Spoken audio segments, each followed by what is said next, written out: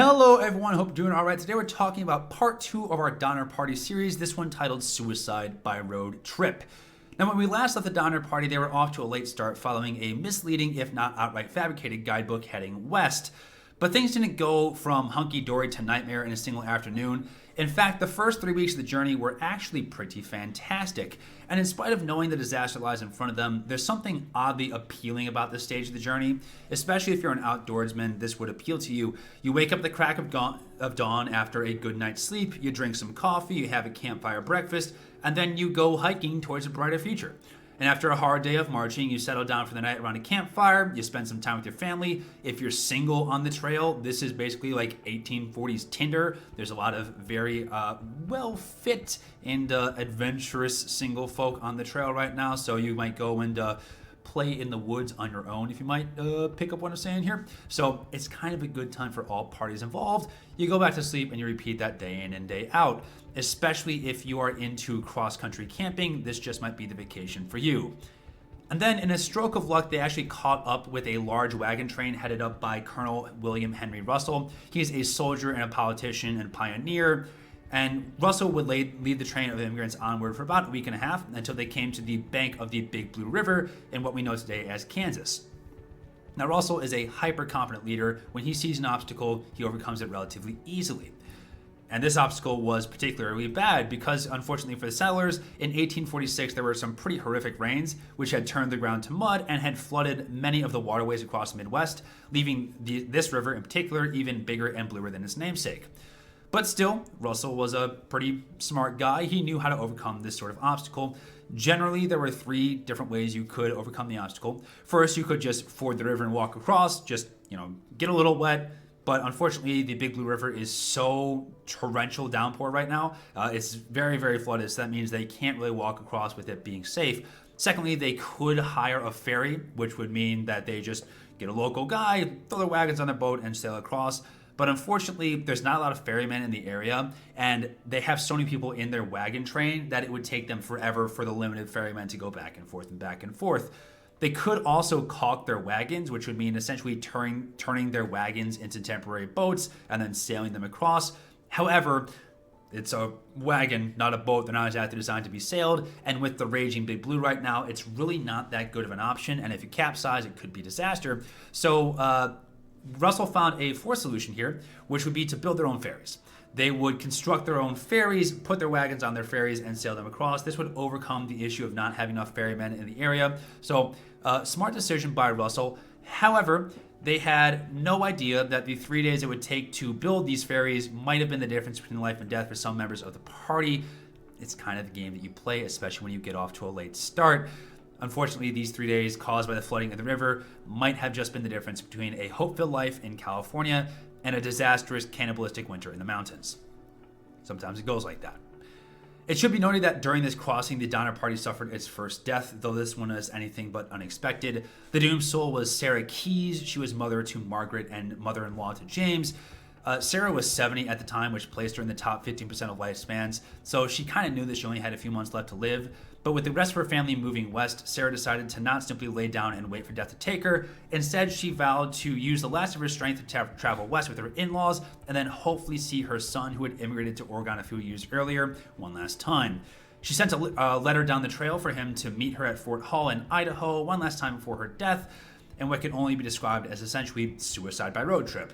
She didn't really expect to make it that far, but she was going to try. However, the reunion was not meant to be.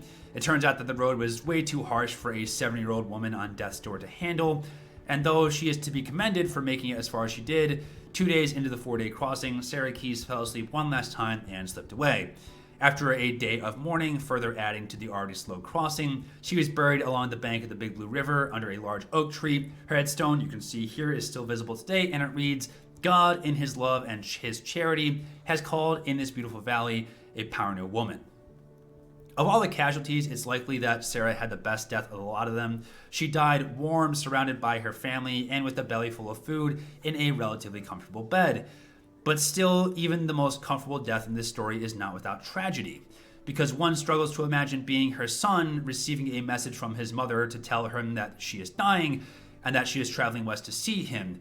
He races over to Fort Hall, spends the summer looking through every single wagon train that passes through, asking them if anyone had seen or heard word of his elderly mother, and then slowly summer turns to fall, and then fall to winter. The wagon trains decrease in frequency and eventually stop arriving entirely, and as the weeks crawl by, he has to accept the fact that has been nagging at the back of his mind for a few weeks now, that his mother didn't make it. He probably will never even know where she is buried. All he can do is cling to the hope that he has this letter and this one sign that his mother was thinking of her when she died. And then one day he too will pass and make good on her promise to see him again, just not on this mortal realm. 2 days after the passing of Sarah Keyes, due mostly in part to the leadership of Colonel Russell, the party successfully make their crossing and continue onward. Now, it seemed like the party was making good time. In fact, 2 weeks later, Tamsin Donner, the wife of George Donner, wrote back to a friend in Illinois, quote, June 16th, we're now on the Platte, 200 miles from Fort Laramie. I could have never believed that we could have traveled so far with so little difficulty. In fact, if I did not experience something far worse than I have done, I shall say the trouble is all in getting started. And while on the face value, without knowing any of the context, this is actually pretty sound advice. One of the largest hurdles to life in any endeavor is simply the act of beginning. However, these words would go down in infamy for the cruel irony of what the author was about to endure. Additionally, 2 days afterwards, the party hit another snag with the loss of their leader, Colonel Russell. The colonel correctly deduced that at the pace they were traveling at the moment, they risked running further behind schedule than they already were and might be trapped on the wrong side of the Sierra Nevada mountains in the event of an early snowfall. So, Colonel Russell, being a good leader that he was, forged ahead to Fort Laramie to swap his cumbersome train for mules, performing essentially the 1840s equivalent of swapping his conversion van for a sports car. Sure, they lost a bit of space, and they made up for it with speed, which means that they could safely arrive in California. Some people chose to follow him and swap all of their wagons for mules and essentially race towards the finish line, but a good number of people don't want to leave everything they own in a wagon somewhere in the middle of the Midwest, never to get it again. So the rest of the party that decided that they didn't want to get rid of their worldly possessions fell under the leadership of LILBURN W. Boggs. Boggs was the former governor of Missouri that had made so many enemies in office that, after an attempt on his life, in a story that deserves a video all its own, he figured it was best to get out of Dodge and move west. Needless to say, ex-Governor Boggs was a stark downgrade from Colonel Russell, but the rest of the party was undeterred and continued the long journey into the west. Elsewhere on the continent, another titan of a man was entering the story, legendary mountain man James CLYMAN. Now, James CLYMAN had already seen his fair share of adventure. He was part of the 1823 Ashley Expedition West, which is credited for the American discovery of the South Pass through the Rocky Mountains in southern Wyoming. He fought in and survived the Arikara War and helped some fellow adventurers survive being mauled by a grizzly bear. He was one of 4 people that paddled around the Great Salt Lake to prove the non-existence of the Buenaventura River, a waterway believed to run from the Rocky Mountains to the Pacific Ocean that it turns out was just a figment of imagination. He settled back in Illinois and ended up fighting in the Black Hawk War in 1834, and then less than a year later he moved to Wisconsin, where he and a friend were attacked by Native Americans. His friend was killed, but he was wounded and he hid in the woods and survived by some miracle. Years later, a town in the region would be named CLYMAN in his memory. However, none of his adventures came close to the hell he just endured, because CLYMAN had returned to the west, where he was hired by one Lansford Hastings to guide him across the shortcut that Hastings had wrote about in his guidebook. Now, CLYMAN had repeatedly warned him that nobody in their right minds would go this route, but Hastings was insistent. After all, Hastings was footing the bill for the trek, so it was up to CLYMAN to make sure they both made it out alive, and CLYMAN, to his credit, lived up to his reputation. He guided both himself and Hastings on horse across the waterless, sun-baked heat of the Utah Salt Flats. Then he managed to navigate the maze-like canyons of the Wasatch Mountains until he reconnected with the established Immigrants Trail. They were beaten down, starving, and very happy to come out the other side alive. Now, in a rare moment of credit to Hastings, he realized that the people looking to follow his shortcut would not survive the trek without the guidance of someone who had made the journey before, so he decided that he would stay behind and lead any settlers willing to follow him across his unproven nightmarish route. CLYMAN, the experienced mountain man, veteran, and all-around American hero, told Hastings essentially, "Get bent because I'm going home," and began walking back towards Illinois. There was not enough money in the world to get him to cross that route again on horseback, let alone with a group of wagons.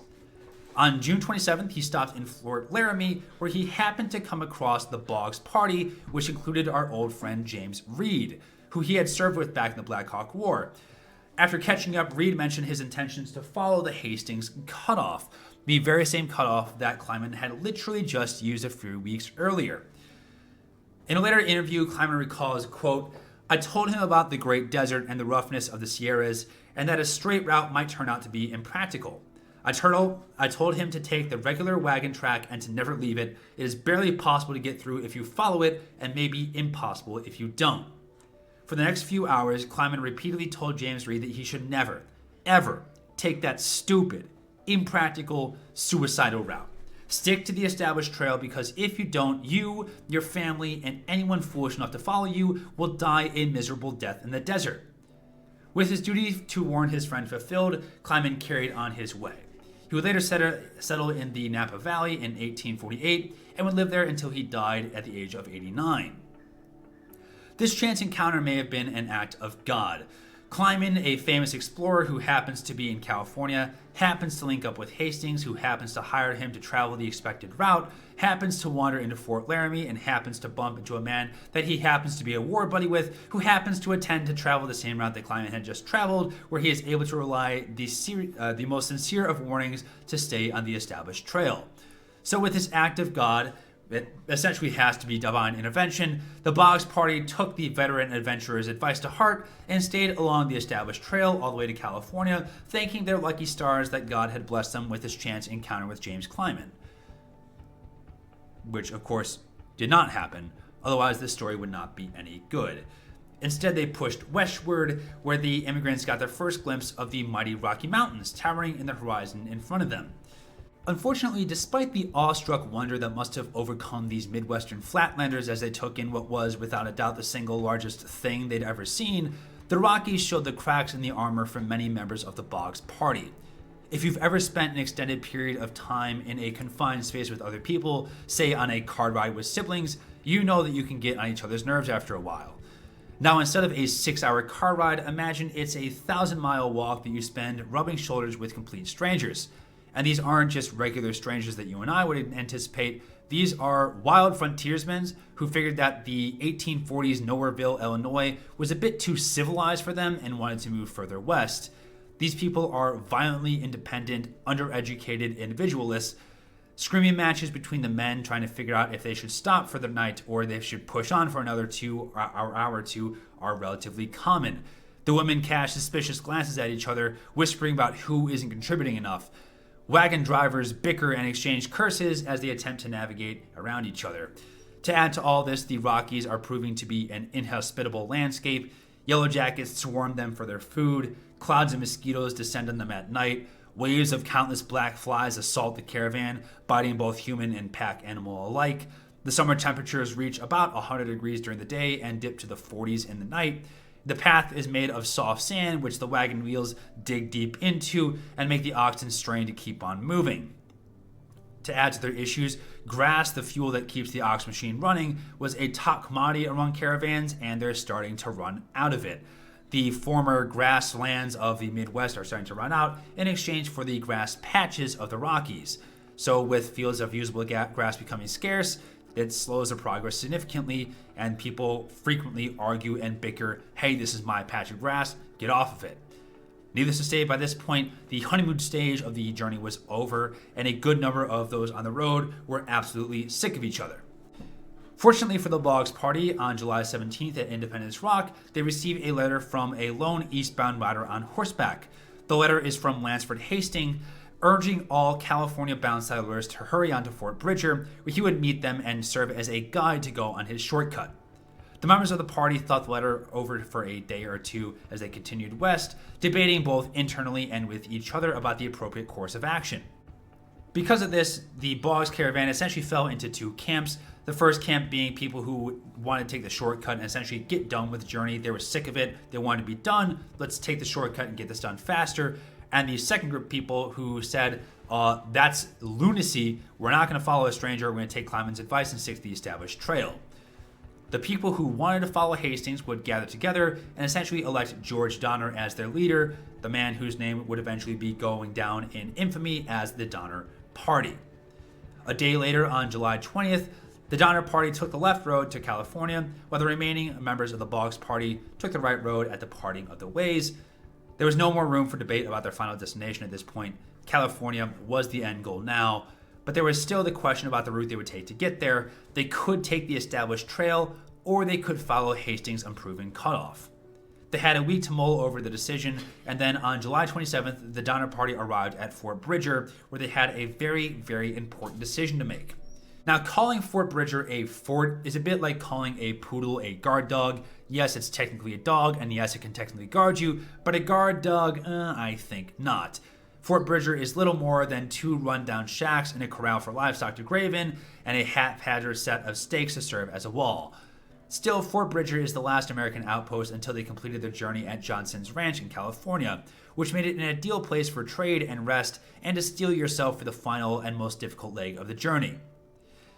There was also the spot where Hastings' cutoff differed from the regular California route. They could take the established route and take the California route that was already, traveled, or they could follow Hastings' cutoff, and they were supposed to meet Hastings here, except there's one small problem.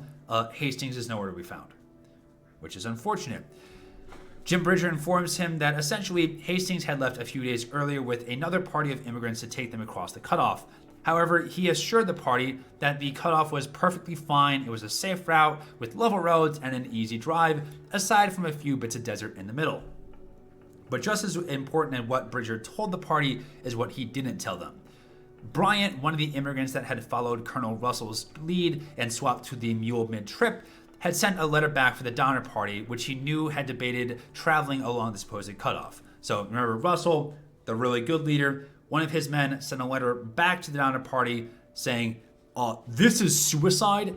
Do not ever, ever follow this godforsaken trail. It is a death sentence if you follow this. Please read my letter, and hopefully you won't die as a result.